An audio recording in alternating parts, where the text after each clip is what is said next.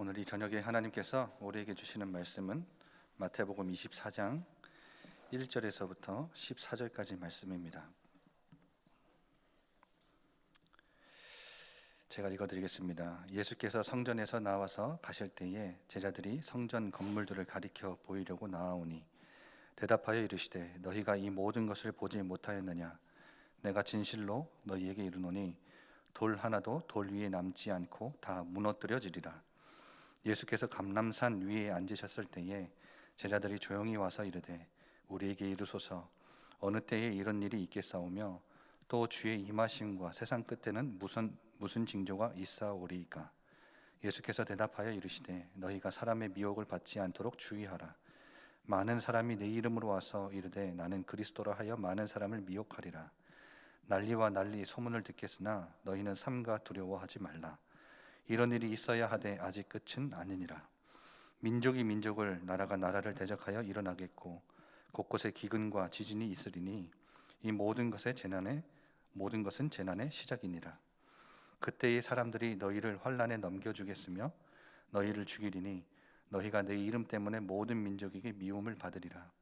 그때에 많은 사람이 실족하게 되어 서로 잡아주고 서로 미워하겠으며 거짓 선지자가 많이 일어나 많은 사람을 미혹하겠으며 불법이 성함으로 많은 사람의 사랑이 식어지리라.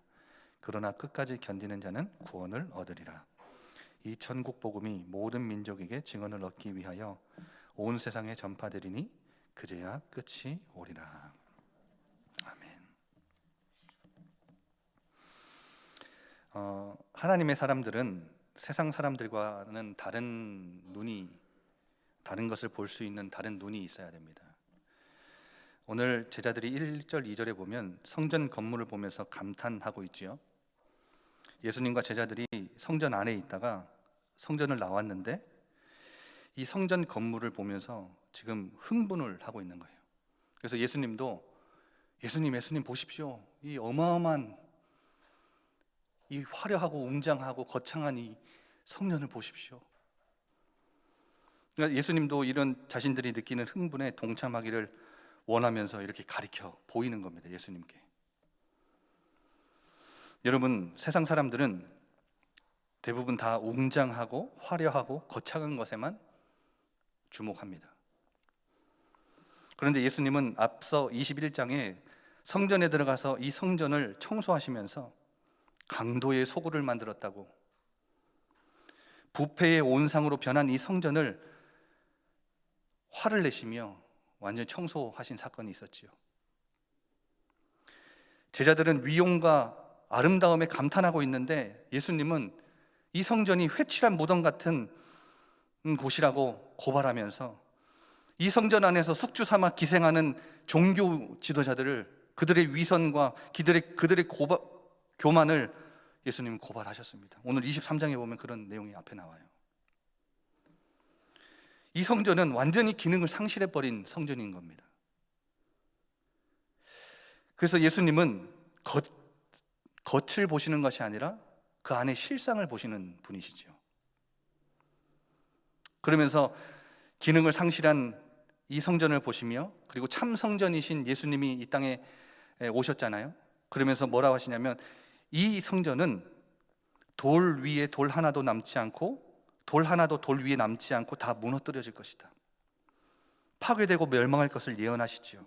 여러분, 이렇게 하나님의 사람들은 외형, 규모, 형식 말고 안에 내부, 본질, 정체, 이걸 볼 수 있어야 됩니다. 여러분, 이 교회도 교회의 외형, 아무리 교회 외형이 작고 초라해도요, 그 교회를 구성하고 있는 교회 한 사람 한 사람, 성도 한 사람 한 사람이 믿음과 소망과 사랑이 가득하다면 하나님은 흡족해 하시는 교회지요. 그런데 아무리 외형이 크고 화려해도 불신이 가득하고 욕심과 차별과 위선이 가득한 교회는 하나님이 비통해 하실 겁니다. 여러분, 이 교회 안에 성도, 교회 구성원들을 보는 것도 그렇습니다.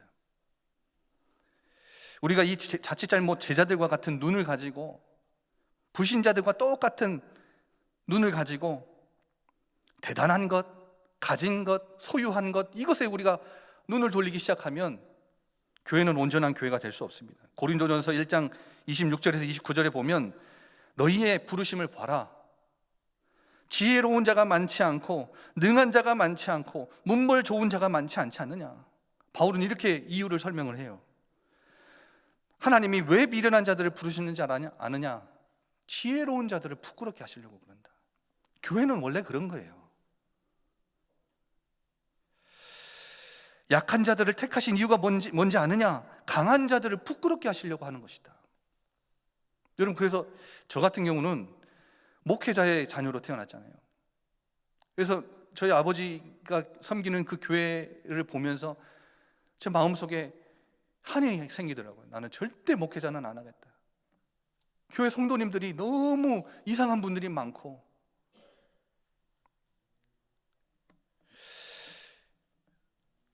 여러분, 근데 나중에 제가 복음을 깨닫고 저는 고린도전서 1장 26절 29절 이 말씀이 저한테 굉장히 큰 은혜가 되더라고요. 아, 내가 착각하고 있었구나. 교회는 원래 이런 곳이구나. 원래 이런 자들을 통해서 하나님은 일을 하시는 거구나. 여러분, 천하고 멸시받는 자들, 없는 자들을 하나님이 부르신 이유가 뭐냐? 있는 자들을 폐하려고. 아무 육체도 하나님 앞에서 자랑하지 못하게 하려 하심이라.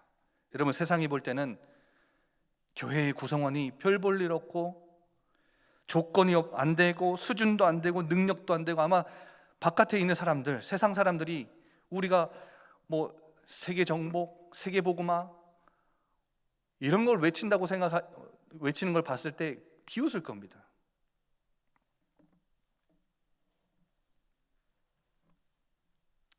저는 이번에 20대 대통령 선거를 보면서 느낀 점이 하나 있습니다.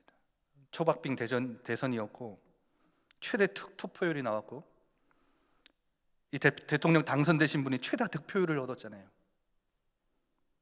이 사전 투표도 열기가 굉장히 뜨거웠습니다.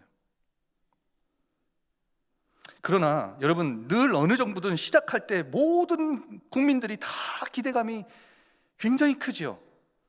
그런데 마지막은 다 어떻지요? 마지막에는 다 실망감이 더 커요.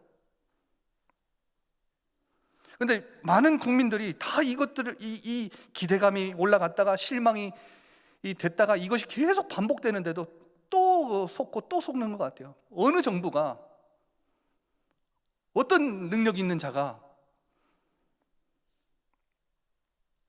우리 모든 국민들의 그 아픔과 서름을 다 달래주고 통합을 했고, 어느 정부가 공정과 정의와 공의를 실천했습니까? 그런데 저는 오늘 정치 얘기를 하려고 하는 게 아니라 크리스찬들도, 적어도 제 주변에 있는 크리스찬들도 누구에게 자꾸 소망을 두냐? 인간에게 소망을 두는 것 같아요. 인간에게 기대를 하고. 여러분, 대통령 당선인은 우리 의지의 대상이 될 수 없습니다. 기도해줘야 되는 대상이지요.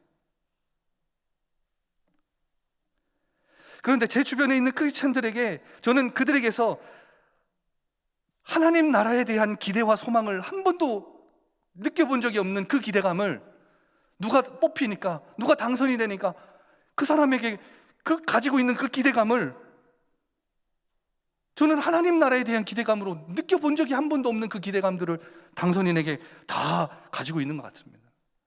한 번도 저는 하나님 나라에 대한 기대감을 느껴본 적이 없어요. 그들에게서.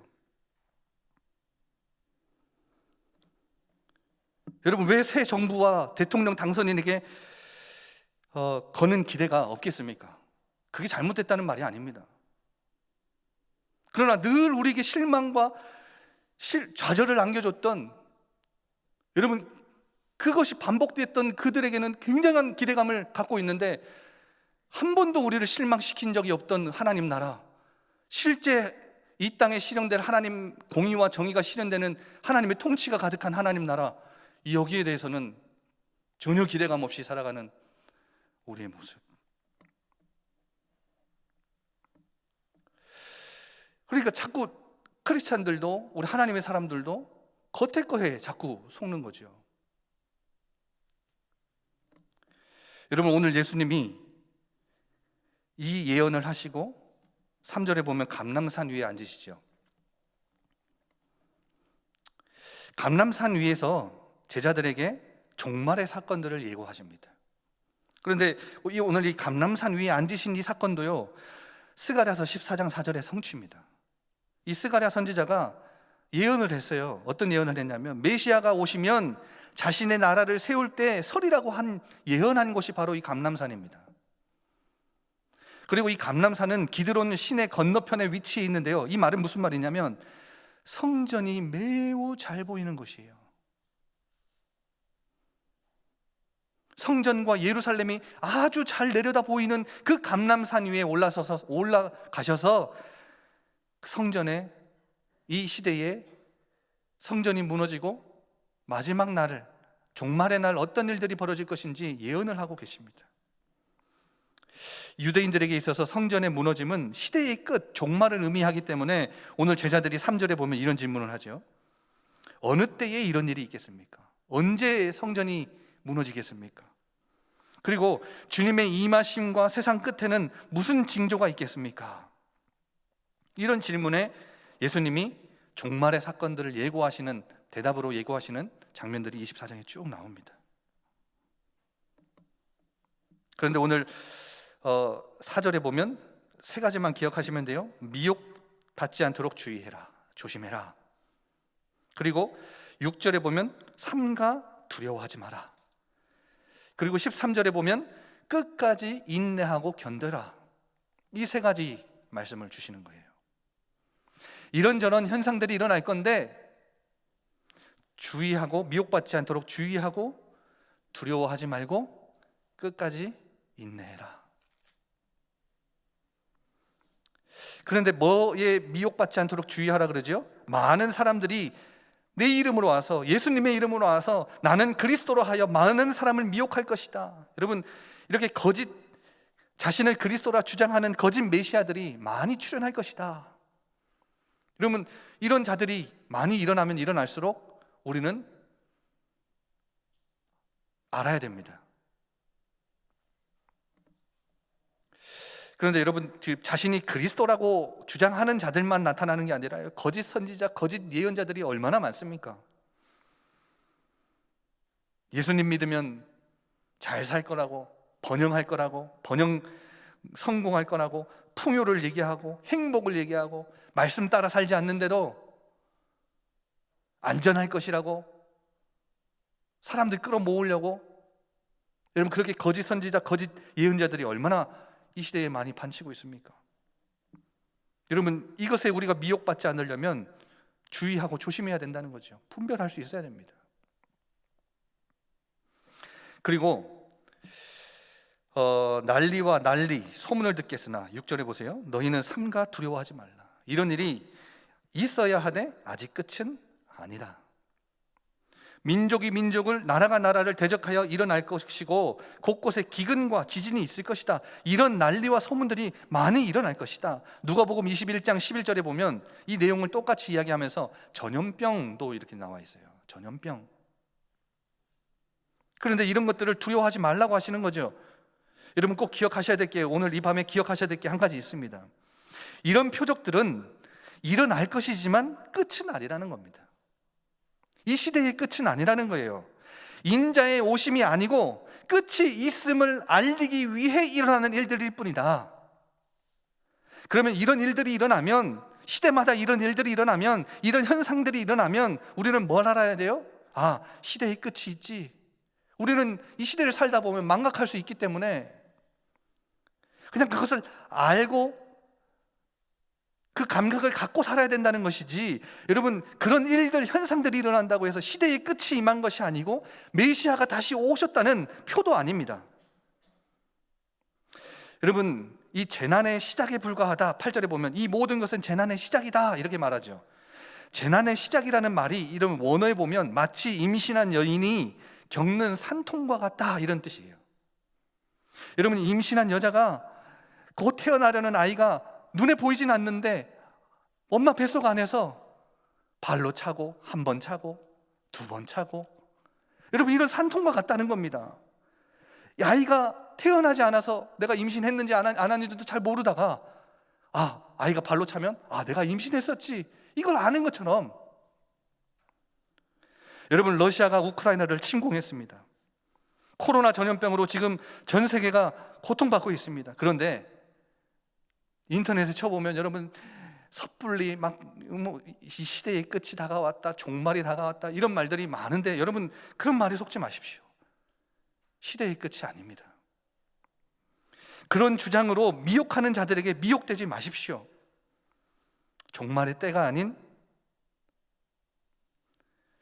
우리는 그 날이 있음을 알고 그 날을 맞이할 준비를 해야 되는 것입니다.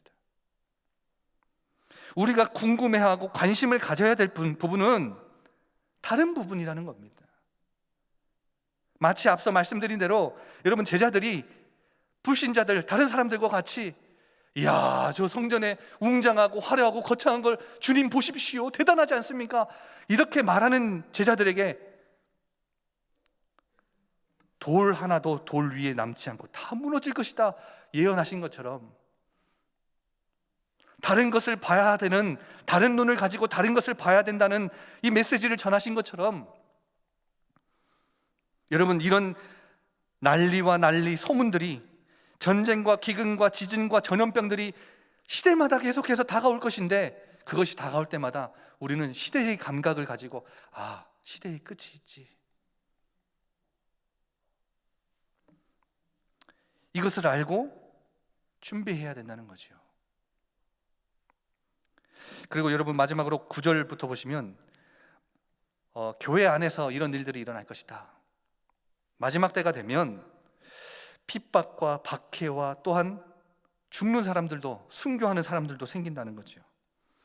예수님 때문에 많은 민족에게 너희가 미움을 받게 될 것이다.